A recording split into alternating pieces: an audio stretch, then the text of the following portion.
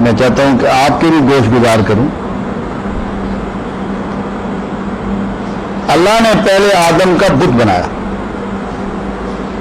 آدم کا بت بنایا اور پھر روح پھونکی. تو پہلے پروردگار نے کس چیز کو سنوارا؟ آدم کے ظاہر کو، اور پھر اس کے اندر روح پھونکی. تو اگر آپ کا ظاہر نہیں سنورتا اتنی دیر وہ بھی نہیں پھونکی جائے گی. باطنی تبدیلی ظاہر کی تبدیلی سے جڑی ہوئی ہے. اگر ایسا نہ ہو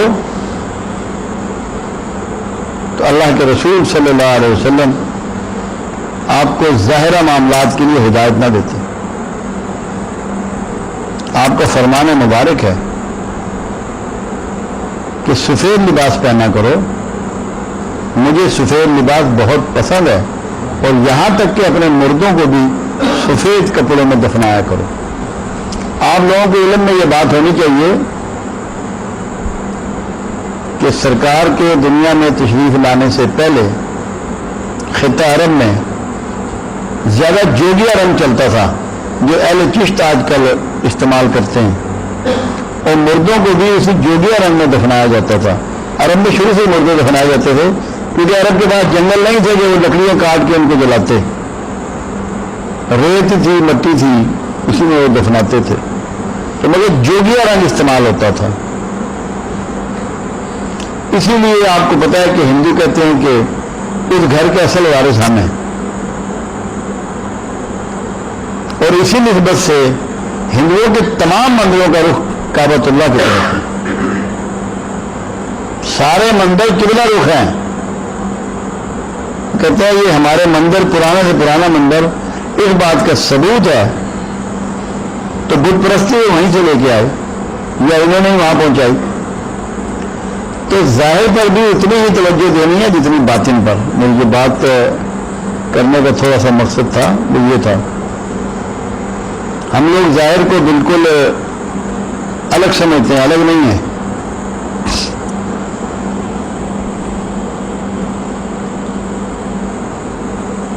ایک کام ایسا ہے جو شیطان نے نہیں کیا،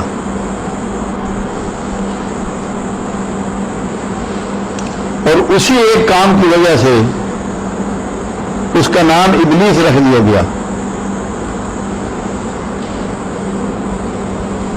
اور وہ تھا توبہ نہ کرنا.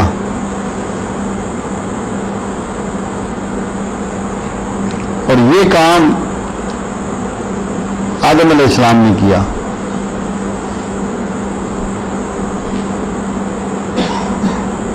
کہ نادم ہوئے اور اللہ کے حضور یہ کہا کہ میں نے اپنے نفس پر ظلم کیا ہے، تو پا کر بے عیب ہے.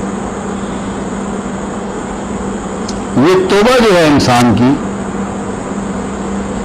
یہی انسان کا شرف بنی. جس نے احترام دیا، اس کو تقدیس دی، وہ توبہ ہی تھی. آج بھی جو شخص توبہ نہیں کرتا وہ ابلیس کے ساتھ کھڑا ہوتا ہے. کیونکہ توبہ میں ایمان کا سب سے بڑا پہلو چھپا ہوا ہے.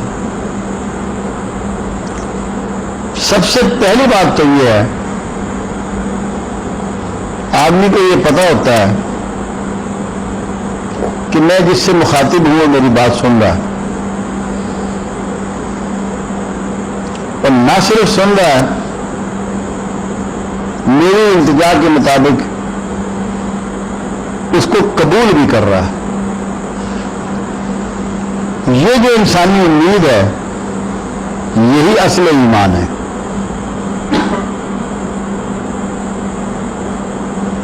اگر ہم لوگ توبہ چھوڑ دیں گے تو ابلیس کے ساتھ جا کھڑے ہوں گے. ابلیس نے توبہ کیوں نہ کی بلکہ چیلنج کیا. اس نے کہا اللہ تو نے مجھے برگلایا ہے، अब मैं तेरे बंदे के रास्ते में बैठूंगा। चैलेंज किया, तौबा तो दूर की बात है, उसने चैलेंज किया। अब सबसे बड़ी बात यह है जो यहां हमें समझने की है, जो इसके अंदर तौबा की बात तो सभी करते हैं, मगर जो कोड छुपा हुआ है वो क्या है?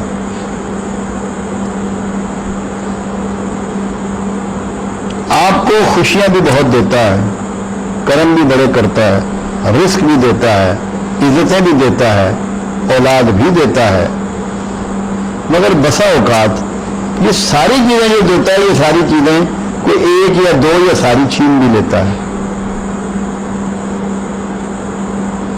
वो जो नुकसान जब होता है और वहां आप कहते हैं कि ये अल्लाह की तरफ से हुआ है, तो जब आप ये कहते हैं उस वक्त आप शैतान के साथ खड़े हो जाते हैं। हर नुकसान जो आपको फेस करना पड़ता है, जब आप ये कहेंगे कि इसमें मेरी कोई गलती है, मेरी कोई कोताही है, मैंने अपने नफ्स पे जुल्म किया है, अल्लाह तो मुझे माफ फरमा दे, फिर आप आदम अलैहिस्सलाम की सुन्नत पर होंगे और अल्लाह की वो रहमतें जो आदम को नसीब हुई आपको भी होंगी। सिर्फ गुनाहों पे माफी मांग लेना और गुनाहों का तर्क कर देना, ये तौबा आम तौबा है। इस तौबा से किसी को कामयाबी नहीं मिलती, वक्ती फायदा होता है। मगर वो तौबा जो आदम अलैहिस्सलाम ने की, उनको मालूम था कि ये अमर अल्लाह है, अल्लाह की मर्जी ऐसे ही है, उसने कायनात का निजाम इसी पर बेस करना है। उसके बावजूद नहीं कहा कि अल्लाह ये तेरी मर्जी थी जिसकी वजह से मैं शजर ममनूआ की तरफ चला गया। हरगिज़ नहीं कहा। कमाल फरमा बरदारी और तौबा को इख्तियार करते हुए कहा कि बेशक तू पाक और बेअब है, मैंने अपने नफ्स पे जुल्म किया।